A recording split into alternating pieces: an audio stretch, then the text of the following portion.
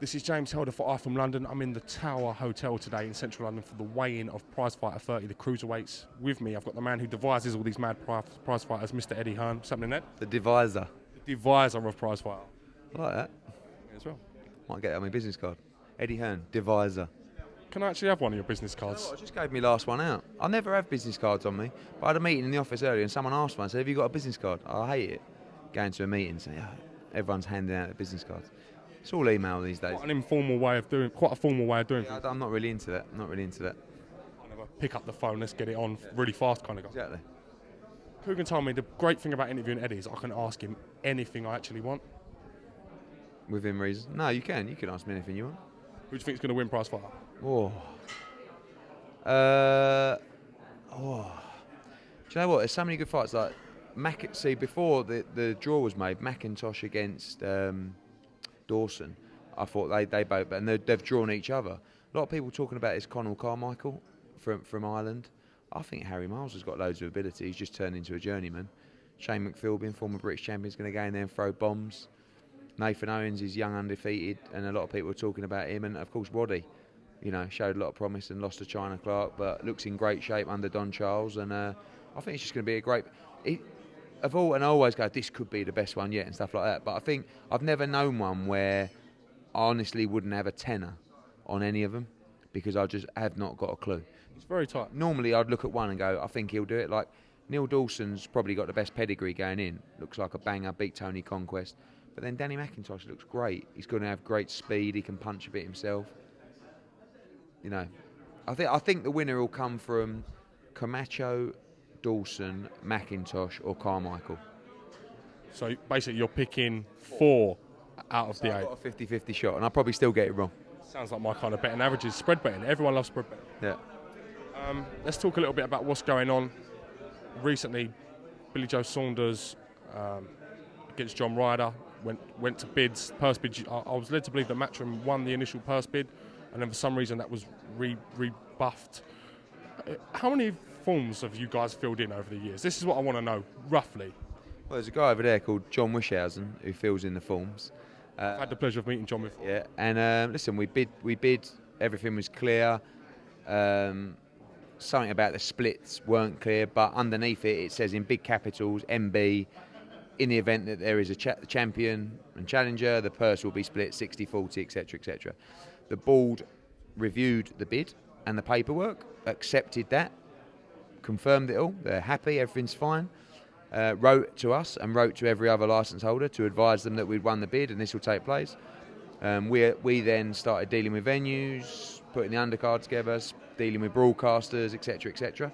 And then they received a complaint, which I presume was a legal complaint, because all of a sudden they got a bit of squeaky bum time and panicked and said, no, we want the bid, the bid's going to go out again. So I would think actually the pressure was put on for our bid to be cancelled. But, it is what it is. I think makes it very interesting, and we'll just go ahead next Wednesday and we'll go again. So now, just to clarify, it has to be rebidded again now. You have to, purse bids will go again from start. Yeah, next Wednesday there'll be another bid for Ryder against Saunders. And, I just hope that the fight's not jeopardised, because there was a lot of commotion. Oh, would you let it go on a Box Nation show? Yeah, of course I would. Will they let it go on a Matchroom Sky show? I don't know. I can't answer that question for them. And maybe, maybe there's some more twists in the tails if we were to win the bid. Will we win the bid again?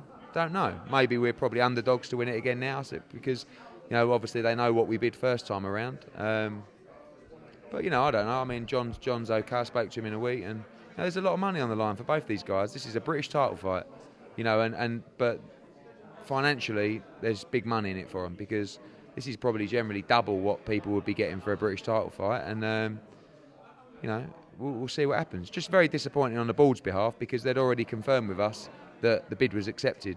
So obviously we've got an issue now with the board, which we'll have to take up. Have you had any other issues of this kind with the board or any other bodies you've dealt with in the past?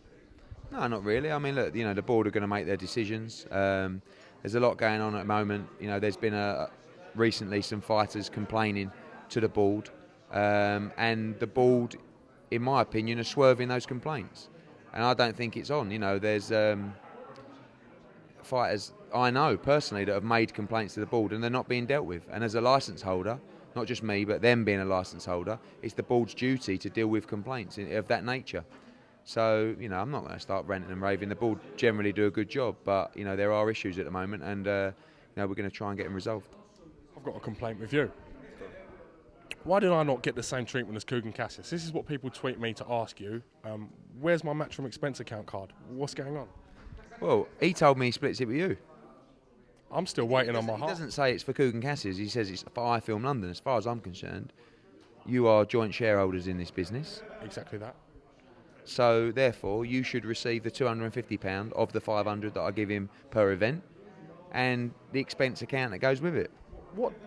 How do you pay him? He's told me he's very unclear about it, doesn't he? Because just in case the Inland Revenue are watching. But, for instance, I gave him dollars the other week because I knew he was going out to America. So, a couple of bank transfers, but mainly readies. He phoned me yesterday from America. I could hear what sounded like a cowboy whip. I could hear Big Bazza, your dad, in the background, so shouting and screaming and laughing. What's all this about? So he's basically having a great time out there. He might have been pretending it was my old man because he didn't get there till late last night, early this morning. But he's swanning around in America, and you're stuck in Tower Bridge. I know. So not only are you stuck in Tower Bridge, you're also not getting any corn. You know what I'm saying? He's not even splitting the funds with you. So I think you got a young lady on the camera here. I don't know if she's getting paid as well, but if he did divvy the money up a little bit, then she could get some. You could get some. 10%. Exactly. 5. 3. And, but I think you've got to be a little bit careful of Coogan Casas because he's definitely getting a big head right now. He's swanning around, and I think he's been asked to go on ringside as well. Do you know what he said to me about ringside? It's hilarious. He goes, go on. I was thinking about getting a new suit for ringside. I went, you've never worn a suit in your life? He went, I have. I said, why would you go on ringside in a suit when you spend your whole life in a tracksuit and everyone knows you as the big div who wears the Adidas tracksuits? Do you know what I mean? So you've got to go on in your Adidas. No, I couldn't do that. Oh, so he's going to go on there with a suit. Can you imagine how bad he'll look in a suit? I think he looks all right in a suit, especially that white one he wears. Suits him. White one? Jesus Christ. What else do I want to talk about? I want to talk about Lee Purdy against Devon Alexander. Massive chance for Lee. Again, everyone's written him off as a kind of an underdog. And what's your thoughts on it? Tell me. Well, it is what it is. He's a massive underdog. It's a life-changing opportunity. He's right up against it, and he's got to stop or knock Devon Alexander out to win. The form book and the stats say that's unlikely, but as far as Lee's concerned, he's out there, he's enjoying it. And not just that. Seeing pictures of him this week in New York with the Showtime cameras and the British flag standing by Statue of Liberty. You can't buy that kind of experience. This is sort of about a 24, 25-year-old kid from Colchester who had 4 amateur fights, and Tony Sims has taken him under his wing and really turned him into a European-level fighter, which is what he is at the moment. He may go on to be a world-level fighter. He's not there at the moment, but he may well prove that on Saturday, He's just a really, really nice kid. my old man's in love with Lee Purdy. My old man's Lee Purdy's biggest fan. He's out there. He went, you can stay and do prize fight. I'm going, So you've met him before. A real likeable kid, but not phased at all. He's just out there living a dream. And you just never know. Devon Alexander's not boxed since October. He's been gearing up for Kell Brook. All of a sudden, he's got this other opponent who no one's really heard of. Devon's expected to win easily. There's a lot of pressure on him. But just go out there and enjoy yourself. And it's life-changing situation for him, life-changing money anyway. But go and change your life. You're talking about if he was to win this fight, it'd be 7-figure paydays next time around. Do you know what I mean? Kell Brook, Amir Khan, these are the fights you'd have next up, So, and whatever happens, he'll give a great account for himself, and he'll come back and he'll operate at a level beyond where he was before he took the fight anyway. Win or lose. But I know he can do it. I know he's got the power to do it. And he's got to hit Devon Alexander. That's going to be difficult. He's so slippery, and he's going to tie him up, and he's going to frustrate him. But just go and enjoy yourself. Enjoy the moment. Like I said before, I've been getting criticised on Twitter saying Devon Alexander's not a big puncher. He's not a big puncher at 147. I know that there's levels, and he's probably as big a puncher as Purdy's fought, maybe Carrasco or something like that, but he's not a devastating knockout artist at 147 pounds, so it's unlikely that Lee's going to have to worry about his power or get hurt.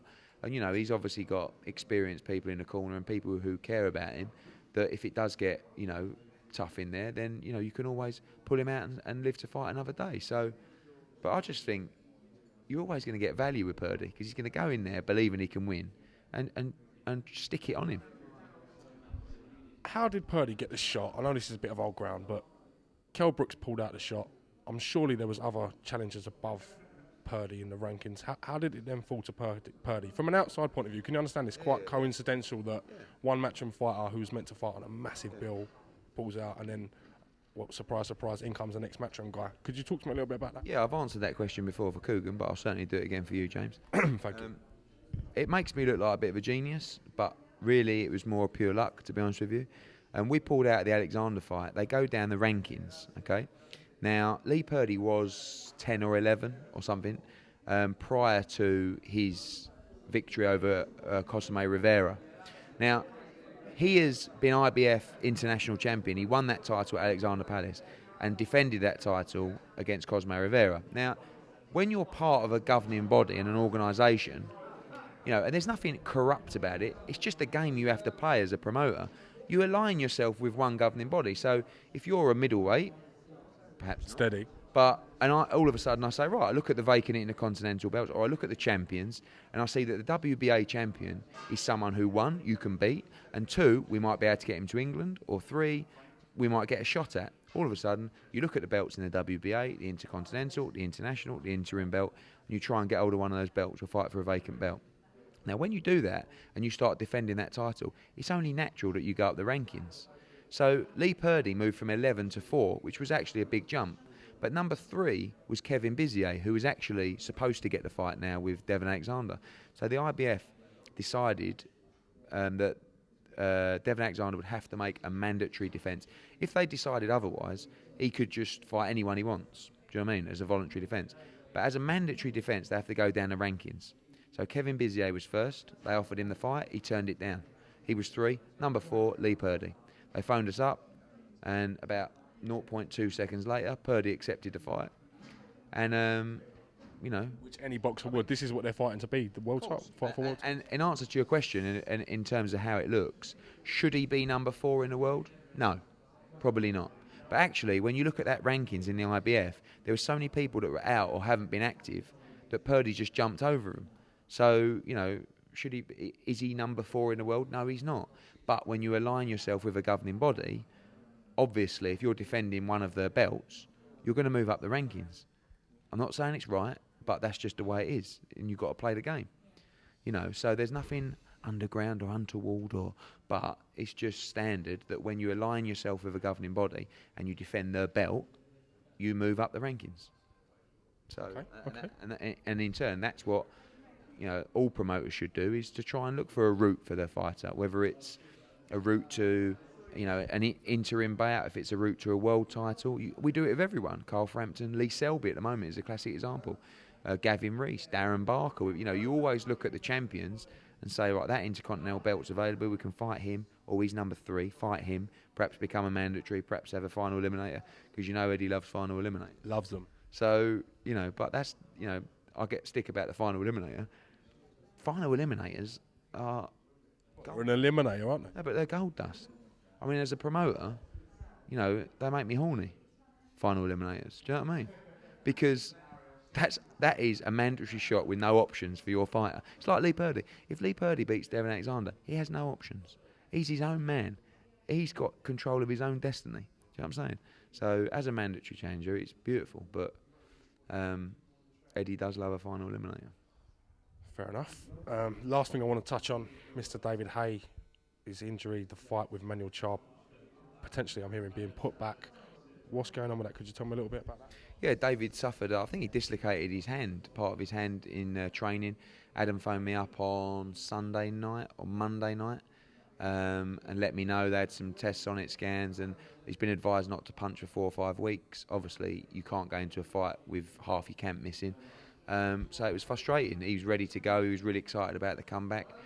and now they'll go away and potentially look at a new date. And you know, the only issue is that there's so many other fights that could rear their head in the meantime. I was just going to ask you that. Yeah, obviously there's the Fury fight, there's the Klitschko fight, you know, but at the moment, Adam's talking to all kinds of people, and we'll sit down and see which way he wants to go. But at the moment, I believe the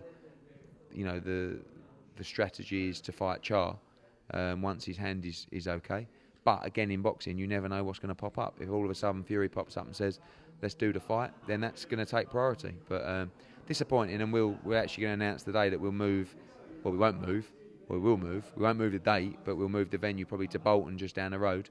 Reece Croller, Selby, Brian. For the undercard. Yeah, Brian Rose, Rocky as well. So, you know, obviously we looked at taking it to Wales as well, but I had loads of tweets from people saying, look, I've booked a hotel, it's non-refundable, I've booked flights. Yeah, well, there you go. It's me tweeting you, phoning you. But also, Croller Reece is a great fight, and Croller's from Manchester, and he'll probably do 500 or 600 tickets. So, made sense to keep it in that area, and looking forward to it. Is David Haye a matchroom fighter? Is he? I know this is a 4-fight deal, but do you visualise him now as part of the camp, part of the stable? Yeah, I mean, it's a co-promotional deal between Haymaker and Matchroom. So, you know, it's very different when you're talking about someone like Haye, who's promoted a lot of shows himself. I mean, is he a Matchroom fighter? Yeah, but will we be involved in his career as closely as someone like Froch? No, because he's done a lot of stuff himself. They've got a team in place already, but they wanted me to be involved in their journey, and I was only too pleased to have him as part of the team. So, in answer to your question, yes, but obviously the job that we'll do for David Haye will be a lot different to the job that we do for someone like Carl Froch, because they've already got an infrastructure and a team in place. But delighted to be working with him. It is a 4-fight deal, and you know, some big fights on the horizon. Last thing, Froch Kessler. Now it's starting to, the enormity of the event is starting to come to the forefront. You excited? Can't wait. I was at the O2 last night for the darts, and you know, I just looked around and I've shit myself, to be honest with you, because I was just thinking. I looked, you know, we had the middle bowl and a bit of the top bowl open, and I just looked at all the empty seats. They had like 10,000 there for the darts, and I thought, we've got 18,500 here. The atmosphere is going to be electric, and it's such a big fight, and I want him to win so bad that I could feel my stomach turning over just being there last night, you know. And you know, you talk about when we're saying about Haye and stuff like that. You know, me and Carl are very close. We do everything together on the show, and you know, I want him to win really, really bad. And it's such a evenly matched 50-50 fight that sometimes you'll go into a fight where you're an 80-20 favourite and you're not that nervous. Do you know what I mean? And it's sometimes nice to be an 80-20 favourite, but these are the moments that you live for, you know, as a promoter and as a fan. In that you go into an arena, it's a bit like PRIZEFIGHTER, you know. And the thing is because you haven't got a clue who's going to win, that makes it interesting in itself. And of course, Froch Kessler, same sort of thing. I just don't know. I mean, you wouldn't, you know, you might say, I think Froch is going to win, but how confident are you? You know, not that confident. And I believe he's going to do it. You know, he's trained so well. I feel as though he's got kind of an invincible feel to him at the moment, Carl Froch, you know. And the support he's had from, you know, the country, and obviously that he's a huge star now. I think it's just lifted him, and I don't know, he looks so fresh for 35 and so ready. But you know, ticking on now, we got Monday is an open workout in Nottingham in Market Square for Froch. Monday night is actually a big media game, Team Matchroom against Team Southland at Leyton Orient. We're having a big football game, so they have to come down. Monday night, yeah. And Tuesday, Kessler's doing an open workout in London. And then Wednesday is the big press conference at the O2. Thursday's a promoter and media lunch. And then Friday's the big weigh-in. We'll announce details of the weigh-in probably Monday morning. It's going to be an open weigh-in, and we want everyone to come down. But, you know, the atmosphere... I've not been involved in a fight. My dad said to me last night or the night before, he said, this has got all the feels of a Ben Eubank, the same sort of size, because it's two fighters at the top of their game. You know, and obviously they're two world champions as well. But it's a massive occasion, and you know, some of the phone calls we're getting in the office from people who want to come, just so left field, like you'd never expect them to come to boxing. Go on, name one. Drop one. Wayne Rooney. Wow. Jonathan Ross. Wow. Rory McIlroy. Not so well. That was three. Well, not so well. I'm sorry, Rory. You don't like golf. No, but you know, everyone wants to come to this fight, and it's going to be a huge occasion. Can't wait. Absolutely massive fight. The magnitude of the fight, again, I know it's building up the hype. I can't wait to see it. Can you just give it a plug and sell the pay-per-view for me? Well, listen, I don't have to sell the pay. I'm not into all that cheesy stuff. 0844, you know, all that. But you know what you're going to get with Carl Froch and Mikhail Kessler. You're going to get great value for money. You're going to get great fight. You know, you got George Groves, you got Tony Bellew in a crunch match against Chilemba. That is a real crunch match. To fight the winner of Adonis Stevenson against Chad Dawson. You've got Callum Smith, Martin Ward, Dion Juma, a couple of the young Southern fighters as well. It's just a great occasion for British boxing, you know, and it's one you shouldn't miss. And it's up to people if they want to buy the pay-per-view, but they know what they're going to get. They're going to get probably the best atmosphere that's ever been seen in a night of British boxing, and two pure warriors going at it that are going to give you every single penny of value for your money. So, first pay-per-view event since Klitschko and Haye. So we want the pay-per-view to do well. I do personally, because I think it's good. It sends a good message across the globe. You know? Listen, I get a lot of tweets and stuff like that. People saying, "Oh, you're going back to pay-per-view. This is disappointing." Look, and I had a really good conversation with someone on Twitter the other night where I said, "Look, to make the mega fights, and the mega fights don't come around that often, by the way, but this is a mega fight. The only way that you can create the revenue to pay both fighters is with a pay-per-view model." Okay. And he come back and said, yeah, but what about the money they spend on football? I said, yeah, but they spend that money on football because of the conversions of subscribers, okay? So what I'm saying is that every sport has a budget, okay? And boxing has its own budget. Now, when that's been allocated and that's been spent, there's no more budget. You can't just steal from another sport and stuff like that. So this fight comes along, it's a complete one-off. The only way to make it happen is box office. So do you want it or do you not want it? Well, I'd rather give you the choice. You know what I'm saying? You don't have to buy it, but it's going to be an incredible night, incredible fight. When the fight's that big, I don't think people are going to mind paying for pay-per-view, you know? That's the difference. Some people will, but they should know it's not a long-term strategy. It's just that if a mega fight happens, it has to be pay-per-view, because otherwise you go to America. That's the other alternative. Do you know what I mean? But, you know, people say to me, oh, well, they spend all this money on football. That's because football drives subscribers. Boxing doesn't necessarily drive subscribers. We're getting better. We are. No, listen, it's great. But, you know, and I'm sure some people do subscribe to Sky Sports for boxing, but nowhere near as many as obviously Premier League football. So you can't liken the two. You know, and I feel we're on the right track. I think boxing at the moment in the last couple of years, it's just gone like that. Everyone's getting more competitive. You know, we've got another world champion last weekend. We've got Burns, we've got Cleverley, we've got Froch, and beneath that, you know, we've got Brook, we've got Bellew, Selby, Frampton. You know, so many great young fighters. British boxing is in a real healthy state at the moment, but we've got a huge job to do to make it, you know, to keep growing the audience and growing the sport. But, you know, and someone said to me, oh, well, you know, you're restricting the audience by having it on pay-per-view. 100%. That was always my biggest criticism of pay-per-view. There's just no choice for this one. If you want to see it, I understand. It's got to be. You know, I'm not having a go at you, but It just feels like you are. I just think that it's so self-explanatory that I'll take the time to explain it to people, because it's so black and white that when you say that to them, look, you can't make the fight without it. So tell me a way to make it without the pay-per-view, and I'll make it. It's impossible. So, and listen, to be honest with you, if there's anyone that deserves a huge payday, it's Carl Froch. So, is Carl Froch still your favourite fighter? Yes. Honestly, how much change out of 50 bags do I get if I book Michael Buffer for my birthday party? 50 bags? No, you get a lot of change out of 50 bags. But, you know, I've never used Michael Buffer for a fight before because it is expensive. Do you know what I mean? But at the same time, people demand it. When there's an event of that size, I think it warrants bringing someone like him, and, you know, he'll do the press conference, he'll do the weigh-in, and he's great to have around. He's a real character, and it just gives the event that big-time feel, you know. As well. Did you say to John McDonald, you can have the undercard, John?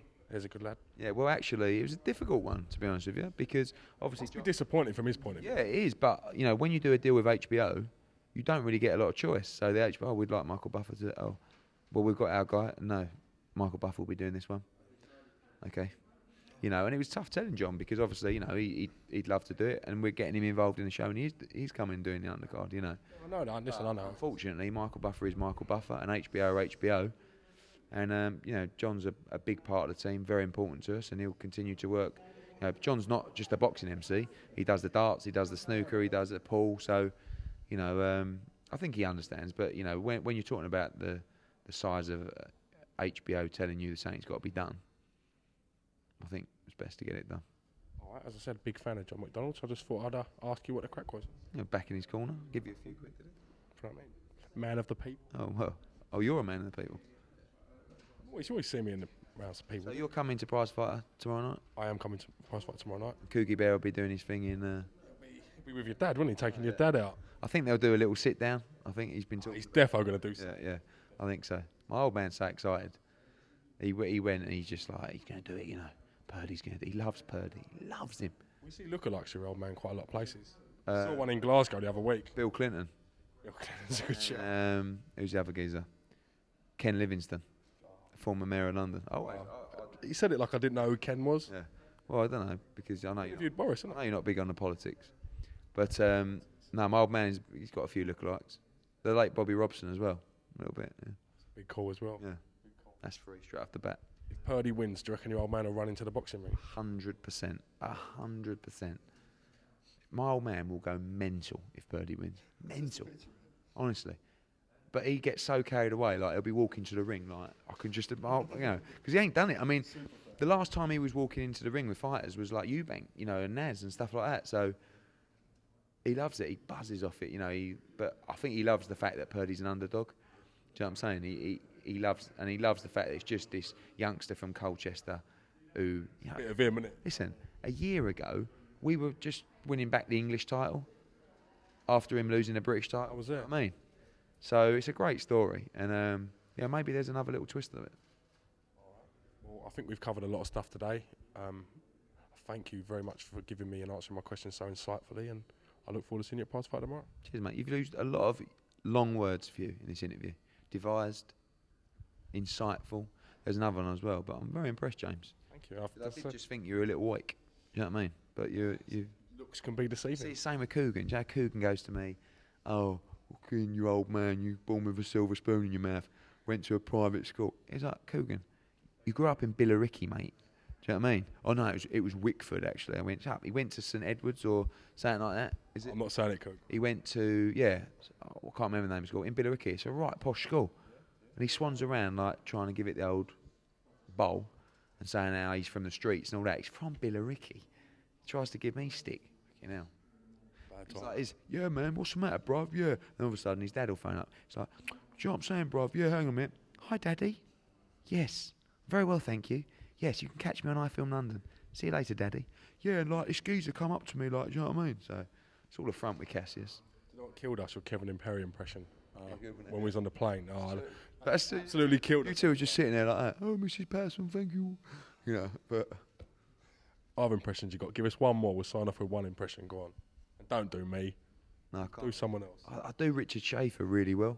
Impression of Richard Schaefer. Do your Schaefer impression. Then. No, because he might get the ump. No, he's a good guy, Schaefer. He's all right. Actually, Schaefer's a bit touchy. Schaefer dog. He didn't like that one so much. No. Go on. What are you going to do? One impression before we sign off. I do a little bit. No, I won't. No, I can't do it. I'm going to ask him. I'm going to phone him tonight, Schaefer, and say, listen, we'll keep doing these interviews, but I'd like to do an impression of you. If that's all right. Tickets start from $25. You know what I mean? This is why Golden Boy shows all over the world are packed out. It's a great fight. Anyway. Weren't very good, to be fair. No, it's decent. All right, well, listen, Ed, I thank you for your time, sir. We look forward to seeing you at PrizeFighter Cruiserweights tomorrow. Even though you've picked 4 people to win, I shall be there. I left 4 out, so I'll have those 4. You have the other 4. Trying to take this. You should see my bets, which is all losing money every day, isn't We'll it? have a score. Score. You get Harry Miles, Nathan Owens, Granger, and Dawson. That's a good shout. That is a good shout. And I get McIntosh, Camacho, Miles, or do you get Miles? I get Miles. McIntosh, Camacho, who am I missing out here? McIntosh, Camacho. I'm not going to answer. I'm not even going to help. No, you got Owens. Conor Carmichael. Yeah, Philbin. I'll have Conor Carmichael. And do I get McPhilbin? You can have McPhilbin or Owens. Big choice. I'll go McPhilbin. Okay, I'll have Owens. So I get Owens, Camacho, Carmichael, and McIntosh, and you get the other 4. Score. Score. It's on. It's on. This is James Holder with Edward Cornelius Hearn for iFilm London. Thank you very much. iFilm London. iFilm London. iFilm London.